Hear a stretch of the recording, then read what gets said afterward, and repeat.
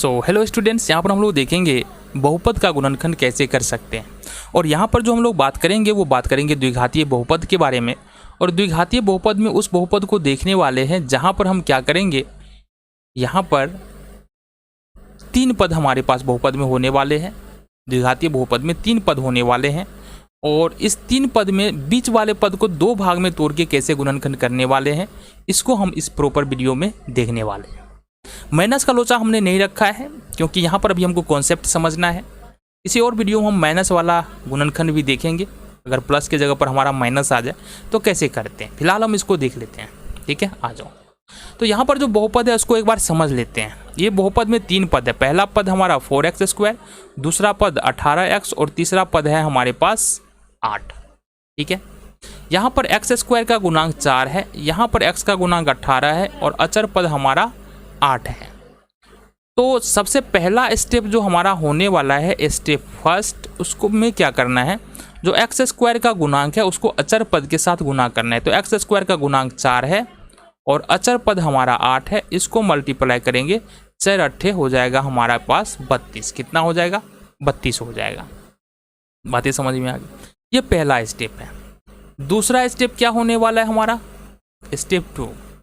अब ये 32 जो आया है ना गुना करके हमारा, इसका 2-2 करके गुणनखंड लिखना है जितना हो सकता है।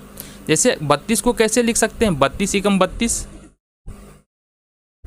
फिर 8 चौका 32, फिर 16 दूना 32, ठीक है। इस प्रकार से हम 32 को लिख सकते हैं। अब यहाँ पर हमको देखना है बीच वाले पद को। किसको देखना है हमको? बीच वाले पद को देखना है, यानी कि इसको देखना है। यहाँ पर क्या हमारा, यहाँ पर 18x है और x का गुणांक यहाँ पर 18 है।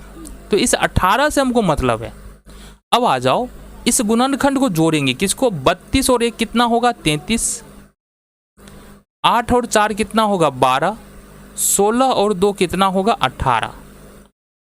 तो यहाँ पर मिडिल टर्म में हमको x का गुणांक 18 है और इस वाले गुणनखंड में हमको 18 निकल के आ रहा है। तो इस वाले गुणनखंड में यदि 18 निकल के आ रहा है तो हमको करना क्या है, सिंपली 16 को लिखना है 16x और प्लस ले लेना है। चूंकि 16 प्लस में है, 2 प्लस में है, प्लस लेना है और फिर लिखना है हमको इस 2 को 2x। अब क्या करना है, समझो बात को। 4x² को 4x² रहने देंगे, प्लस है प्लस ले लेंगे, फिर से यहाँ पर हम 16 + 2 इस प्रकार से लिख देंगे, 16x और प्लस में 2x। फिर यहाँ से 8x के साथ हमने कुछ नहीं करना है। हमने सिर्फ ये किया कि 18x के बदले में 16x + 2x लिखा। इस दोनों को जब ऐड करेंगे तो हमारा फिर से 18x ही निकल के आने वाला है। बातें समझ में आ गई। आगे देखो कैसे करेंगे। आगे आ जाओ। पहले वाले 2 पद को एक साथ रखना है और बाद वाले 2 पद को एक साथ रखना है। अब करना है हमको गुणनखंड। किसका गुणनखंड? इसका फैक्टर, इसका फैक्टर, इसका फैक्टर, इसका फैक्टर। कैसे करेंगे? 4x² को अपन लिख सकते हैं 2 × 2 और गुने x गुने x, ऐसा लिख सकते हैं। 2 दूनी 4, x गुने x, x पर पावर 2। इसी तरह से 16x को लिख सकते हैं 2 × 2 गुने 2 गुने 2 और देन हमारा हो जाएगा x। तो ये पहला 2 पद है, बीच में प्लस का चिन्ह है तो प्लस का साइन देंगे।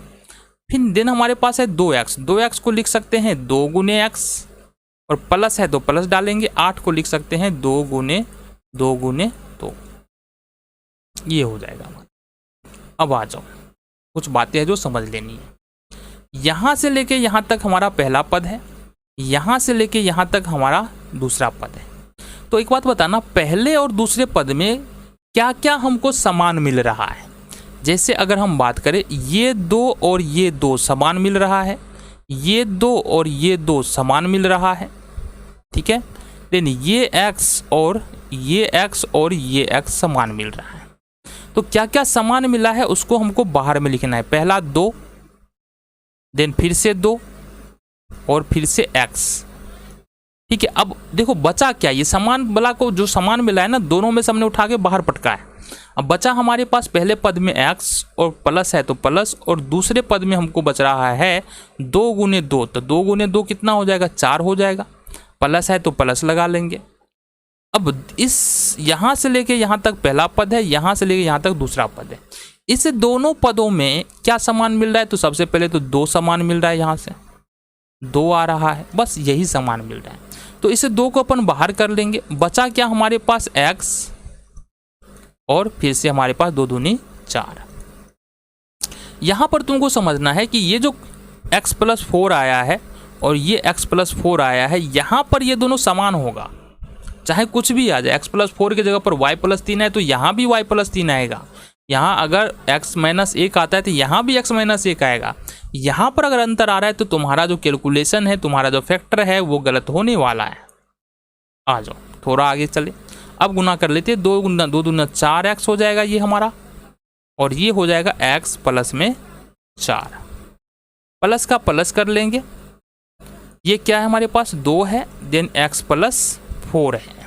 ठीक है, अब आ जाओ यहाँ से x + 4 है हमारे पास। अब दोनों x + 4 के बदले में हमको एक x + 4 लिखना है, या ये भी बोल सकते हो कि x + 4 यहाँ से कॉमन आ जाएगा और ये बच जाएगा हमारे पास 4x + 2, 4x + 2। तो देखते ही देखते ये हमारा फैक्टर यहाँ से गुणनखंड निकल के आ गया।